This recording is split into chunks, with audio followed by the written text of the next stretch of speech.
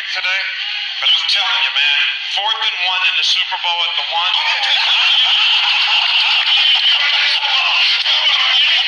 Right here. I think you agree, Lynch. The great Marshawn Lynch. All right, you guys. So that was none other than Nick Saban, who failed on the professional level, but he was very successful on the collegiate level. You know, he did win national championships, but he didn't have it together to win, basically any type of Super Bowl. One thing you could say about Pete Carroll has won in both college football and professional football. To this day, Pete Carroll should have 2 Super Bowls instead of 1. But unfortunately, he will be forever tied and linked to one of the most ill-advised, bonehead play calls in Super Bowl history. That play single-handedly ruined his legacy. Not only did it ruin his legacy and tarnish it, it tarnished Marshawn Lynch's. It tarnished Russell Wilson. Russell Wilson is going to be a guy when he does retire.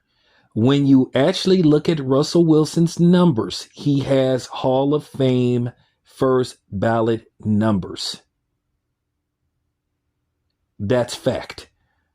Now, there's going to be people that's going to say they don't think he's a Hall of Famer. I'm going to say this much. If Troy Aikman was a first ballot Hall of Famer with his mediocre numbers, then Russell Wilson is definitely a first ballot Hall of Famer. But, we're going to have that argument when it actually happens. Because now I think based off what you see happen with Eli Manning, it's going to be really tough for some of these quarterbacks to get into the Hall of Fame on the first ballot. Well, maybe not.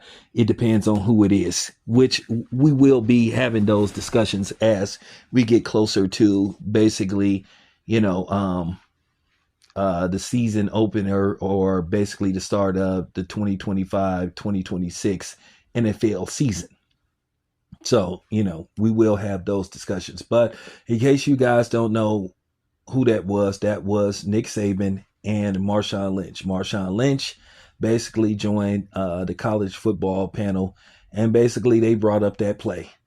And we all remember that Super Bowl where it was like a 2nd and goal, and for some mysterious reason, instead of handing the ball to Marshawn Lynch to punch it in and basically secure the Seattle Seahawks' 2nd consecutive Super Bowl, he called a throwing play in which Russell Wilson threw a interception to Malcolm Butler, if I'm not mistaken, and pretty much the game was over. And basically the Patriots won the Super Bowl they shouldn't have won. I mean, it was a no-brainer, but due to the fact that Marshawn Lynch had a very shaky history with the media, which to this day he still does. Marshawn Lynch is just not a media dude, and Marshawn Lynch, you seen what was going on going into that Super Bowl. I'm just here so I don't get fined. Marshawn Lynch, to a certain degree, people considered him being prickly to the media. I've seen Marshawn Lynch in person. I briefly spoke to him. He just ain't that type of dude. He has to feel comfortable talking to certain people. So it is what it is, and I don't hold it against him. He is who he is, at the end of the day. Marshawn Lynch, in all likelihood, he would have been the Super Bowl MVP, and they was just so scared that what would he say or what he wouldn't say. To me, Pete Carroll conspired against him to try to get Russell Wilson the Super Bowl MVP, and they called that stupid play. If I was the owner of the Seahawks, Pete Carroll probably would have been fired right on the spot. I would have told him to leave. Like I said, Pete Carroll really hurt himself. He hurt his legacy as a head coach. You would think a dude with his experience, it was just a no-brainer to call 2 additional running plays for Marshawn Lynch for beast mode. He was having a great game. He had a touchdown. He had ran for 102 yards. I just think it was just a no-brainer. To me, he might have would have had 3 attempts. We might have would have called not we. Pete Carroll, if it was me, I might have would have called a running play for Marshawn Lynch. I just think you have 2 additional attempts to try to have Marshawn Lynch punching in. Like I said, everybody was affected by this. Marshawn Lynch I think he was up for the Hall of Fame last year. He didn't get in. Marshawn Lynch, I think eventually gonna get into the Hall of Fame, but he's gonna have a very long wait. I think Marshawn Lynch is not gonna get into the Hall of Fame probably for a while. Probably it's gonna get to the point to where we're gonna have to be having an argument about Marshawn Lynch that he should be in the Hall of Fame, unfortunately. But you just got to tell the truth.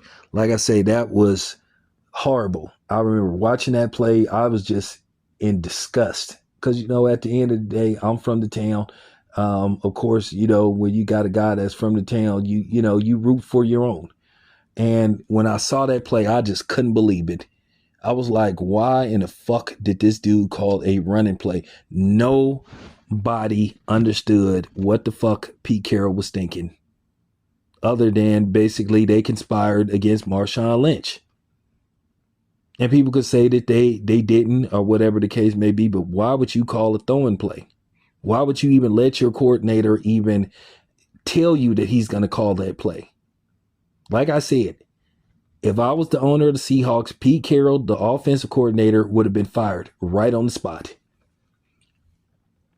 Right on the spot. I don't care. But as you can see, Marshawn Lynch said that after that happened,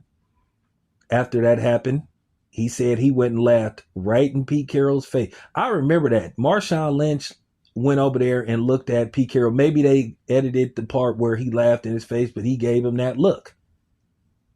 He gave him that look like, dude, what were you thinking? So like I said, everybody was hurt by that ill-advised, ridiculous play call. The Seattle fans got hurt in the process.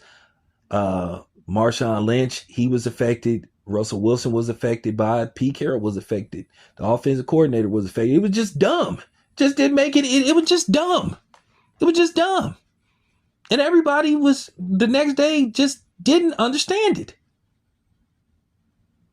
So it's even funny when you got Nick Saban saying, hey, if it was me, I would have let you get the ball. But then again, Nick Saban, I'm going to say this again, taking the swipe at you didn't win shit in the NFL on the pro level. You were a complete fucking failure.